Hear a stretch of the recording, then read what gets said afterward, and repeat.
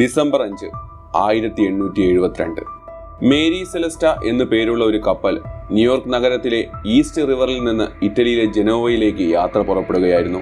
കപ്പലിൽ പരിചയസമ്പന്നരായ 7 നാവികരും അവരുടെ കുടുംബാംഗങ്ങളും ഒപ്പമുണ്ടായിരുന്നു.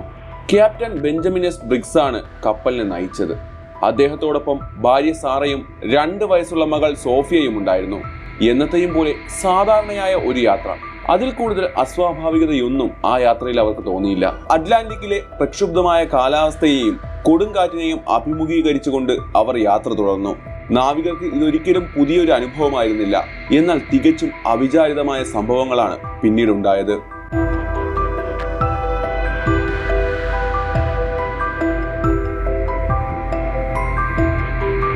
അസോറസിൽ നിന്ന് 400 മൈൽ തെക്കുകിഴക്കായി ഒരു ബ്രിട്ടീഷ് കപ്പൽ മേരി സെലസ്റ്റയെ കണ്ടെത്തുന്നു. സാധാരണ ഒരു ചരക്ക് കപ്പൽ എന്നാണ് ആദ്യം അവർ വിചാരിച്ചിരുന്നത്. എന്നാൽ സൂക്ഷ്മമായി നിരീക്ഷിച്ചപ്പോൾ അസ്വാഭാവികമായ പല കാര്യങ്ങളും അവർക്ക് കാണാൻ കഴിഞ്ഞു.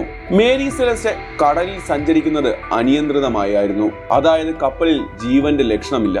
ഇതോടെ ബ്രിട്ടീഷ് കപ്പലിൽ ഉണ്ടായിരുന്നവർ മേരി സെലസ്റ്റയിൽ എത്തുകയും പരിശോധനകൾ ആരംഭിക്കുകയും ചെയ്തു.